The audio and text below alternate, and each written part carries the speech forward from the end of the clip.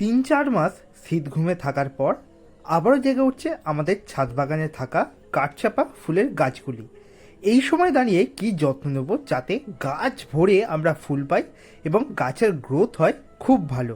প্রত্যেকটা পাতা যাতে ফ্রেশ থাকে এবং প্রত্যেকটা ডালের আগাতে যেন ফুলের স্টিক বজায় থাকে, সেটা আমরা প্রত্যেকেই চাই। প্রত্যেক বছর শুরু থেকে কিছু না কিছু আমরা যত্ন করি, কিন্তু কখনোই আর মন ভরে ওঠে না।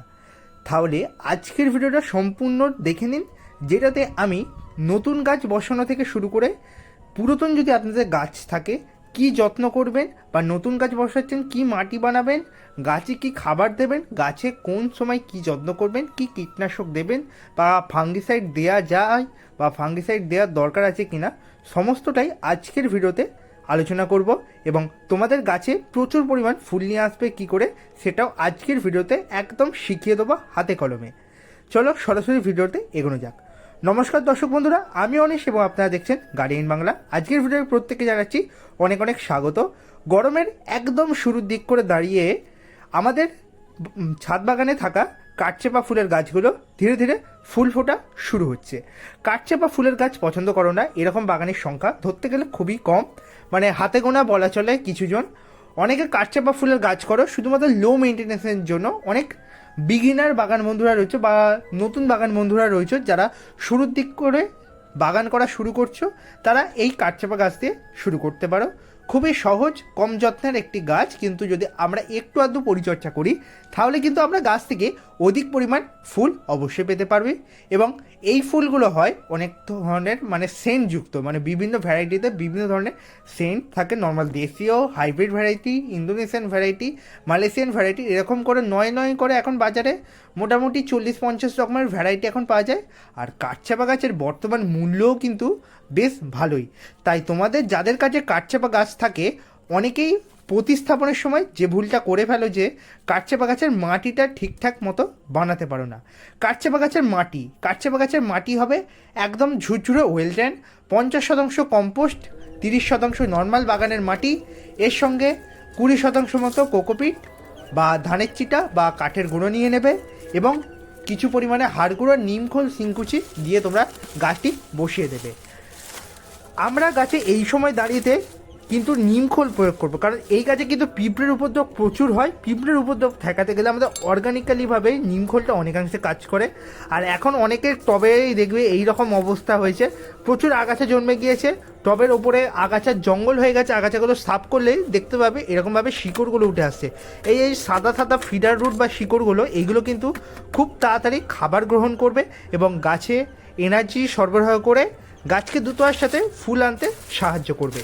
তোমরা যারা যারা এখন দাঁড়িয়ে গাছে কোনো যত্ন করোনি, কোনো খাবার দিওনি, তারা এই সময় দাঁড়িয়ে স্পেশালি গাছের মাটিটিকে একটু হলে খুঁচিয়ে ফেলতে পারো। এরপর যেটা করবে, এই যে এনপিকে 15-15-15 একটা ব্যালেন্স এনপিকে খাবার, মোটামুটিভাবে 20 থেকে 30টা দানা আমি এখানে ব্যবহার করছি আমার 2 বছরের পুরাতন কাঠচাপা ফুলের গাছে। তোমাদের গাছের বয়স যদি 6 থেকে 1 বছরের মধ্যে হয়, 6 মাস থেকে 1 বছরের মধ্যে, মোটামুটি 15 থেকে 20টা টানা এনাফ। এর থেকে বেশি কখনোই দেবে না, যেহেতু রাসায়নিক খাবার তাই পরিমাণটা একদম সামান্য।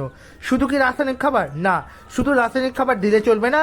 15 দিন বা 20 দিনের ব্যবধানে একবার করে আমাদের দিতে হবে মিশ্র জৈব খাবার। মিশ্র জৈব খাবারের মধ্যে তালিকায় কী থাকবে, যেটা তোমাদের আমি বানানো শিখেছিলাম সেই খাবারটা দিতে হবে। থাকবে হাড় গুঁড়ো, শিংকুচি, নিম খোল, সরিষার খোল, পারলে একটু সিঙ্গেল সুপার ফসফেট, ব্যাস। এই খাবার দিলেই চলবে। মাসে 2বার এনপিকে 10-26-26 সুফলা দিতে পারো, বা এনপিকে 15-15-15। আমি এনপিকে 15-15-15টাই আজকে দিলাম এবং এর 20 দিন পর দাঁড়িয়ে আমি আবার এনপিকে 15-15-15 ব্যবহার করব। এবং 20 দিন সময়টা অতিবাহিত হওয়ার আগে, যখন 15 দিন সময় এসে দাঁড়াবে, সেই সময় জৈব খাবার, জৈব মিশ্র সার এটা গাছে প্রয়োগ করব। জৈব মিশ্র খাবারটা কিন্তু লং টাইমে গাছের হেলথ ভালো রাখতে এবং গাছে অধিক পরিমাণ গ্রোথ নিয়ে আসতে, ফুল ভালো করতে এবং ফুলের সাইজ বড় রাখতে, ফুলের দুর্দান্ত সেন্ট বজায় রাখতে কিন্তু সাহায্য করবে। তাই যারা ভাবছো শুধুমাত্র রাসায়নিক খাবার দিয়ে শীতের গাছের মতো এই ধরনের পার্মানেন্ট ফুলের গাছগুলো করব, কখনোই এটা কিন্তু সম্ভব নয়।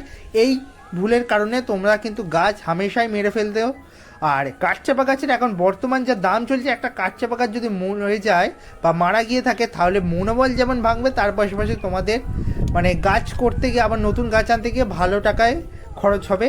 আর একটা গাছ হাতে নাতে তৈরি করার ফলটা তোমরা জানো, মানে কতটা খাটনি, কতটা ভালোবাসা তার সঙ্গে জড়িত হয়ে থাকে। আর কাঠচাপা গাছ কিন্তু খুব সহজে চারা তৈরি করা যায়। এই যে ডালগুলো দেখছো, একটা ডাল তুমি নর্মালি কেটে একটু ফাঙ্গিসাইড লাগিয়ে বা একটু অ্যালোভেরা জেল লাগিয়ে নর্মালি মাটিতে পুঁতে দাও, মোটামুটিভাবে 30 থেকে 45 দিনের ভেতরে গাছের শিকড় চলে আসবে। এখান থেকে আবার নতুন চারা বেরিয়ে কিছুদিনের মধ্যে গাছে ফুল দেখা দেবে। ঠিক এইভাবে কিন্তু প্রচুর চারা তৈরি করে ফেলা সম্ভব। এই আর একটা ভ্যারাইটি তোমাদের সঙ্গে শেয়ার করছি, দেখো এই একটা ভ্যারাইটি, এটার কিন্তু ফুলটা একটু বড় ধরনের হয়, আর এটা একটু বিদেশি ভ্যারাইটির মধ্যে পড়ছে। নামগুলো আমার জানা নেই, আমার কাছে এই দুটো ভ্যারাইটি রয়েছে।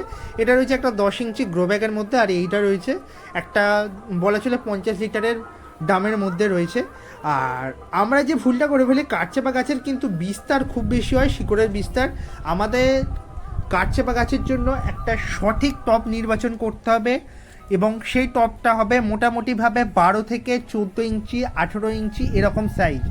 যতটা বড় দিতে পারবে ততটা ভালো। কাঠচাপা গাছকে যতটা ছেটে কেটে ছোট করে রাখা যায় ততটাই ভালো। বড় জায়গা দিতে শুধু চলবে না, ছেটে কেটে যত্ন নিয়ে রাখতে হবে। কাঠচাপা গাছের মূল সমস্যা তোমাদের সঙ্গে এক্ষুনি শেয়ার করতে চলেছি, যেটা হচ্ছে স্ট্যাম্প পচে যাওয়া এবং পাতার নিচে কালো ছোপ। এখনও কোনো গাছে পাতার নিচে কালো ছোপ আমি দেখতে পাইনি, পাতার উপরেও এই কালো ছোপ আমরা অনেক সময় লক্ষ্য করি। এই সমস্যাটা কিন্তু ফাঙ্গাস ঘটিত অ্যাটাকের কারণে হয়। তাই সপ্তাহে না হলেও 15 দিনে একবার হলেও যে কোনো ব্যালেন্স ফাঙ্গিসাইড, মানে ব্যালেন্স বলতে যেটা কন্ট্যাক্ট এবং সিস্টেমিক ফাঙ্গিসাইড থাকবে, এরকম ফাঙ্গিসাইড তোমরা স্প্রে করবে লিটারে 1.5 থেকে 2 গ্রাম পরিমাণ গুলে নিয়ে। একদম আর্লি মর্নিং করতে পারো বা দুপুর 3টের পর করলে সব থেকে ভালো হয়। এরপর যেটা তোমাদের মেন কথা এখন বলতে চলেছি, সেটা হচ্ছে কীটনাশকের ব্যবহার। আমরা কি এই গাছে কীটনাশক ব্যবহার করব? কাঠচাপা গাছে ভুলেও কীটনাশক ব্যবহার করার দরকার নেই। যদি দাও, নিম তেলটা ব্যবহার করতে পারো, খুব একটা পোকার উপদ্রব হয় না, কিন্তু পিঁপড়ের উপদ্রব প্রচুর হয়। তাই মাসে একবার করে হলেও মিশ্র সারের সঙ্গে যেমন নিমখোল দিচ্ছি, এমনিও তোমরা নিমখোল 1 মুঠো পরিমাণ তবে মাটিটা একটু খুঁচিয়ে দিয়ে ছড়িয়ে দিতে পারো। এটা অর্গানিক পেস্টিসাইড, ফাঙ্গিসাইড হিসেবে কাজ করে। তার পাশাপাশি এটা গাছের খাবার হিসেবেও কাজ করবে যখন ডিকম্পোজ হবে। মোটামুটিভাবে এই কয়েকটা বিষয়ের প্রতি নজর রাখলে খুব ভালো হয়। এবার বলি গাছে ভিটামিনের ব্যবহার। গাছে ভিটামিনের ব্যবহার কিন্তু করাই চলে, কারণ গাছে তোমরা যদি ভালো গ্রোথ চাও, ভালো ফুল চাও, ভিটামিনটা প্রয়োগ করতে পারো। এটা কম্পালসারি বলা চলে না, যাদের ইচ্ছা প্রয়োগ করতে পারো, খুব ভালো রেজাল্ট পাবে। আর যতটা সম্ভব এই কাঠচাপা গাছকে বড় জায়গার মধ্যে প্রতিস্থাপন করো, গ্রোথ খুব ভালো হবে এবং গাছের প্রত্যেকটা ব্রাঞ্চেসে ফুলের স্টিক বেরোবে। এটা কিন্তু মাথায় রাখার বিষয়। তো বন্ধুরা, ভিডিওটা যদি ভালো লাগে অবশ্যই লাইক করো, চ্যানেল নতুন রয়েছে অবশ্যই সাবস্ক্রাইব করে রাখো। কোনো যদি প্রশ্ন থাকে অবশ্যই কমেন্টে জানিও, আপনাদের জানাই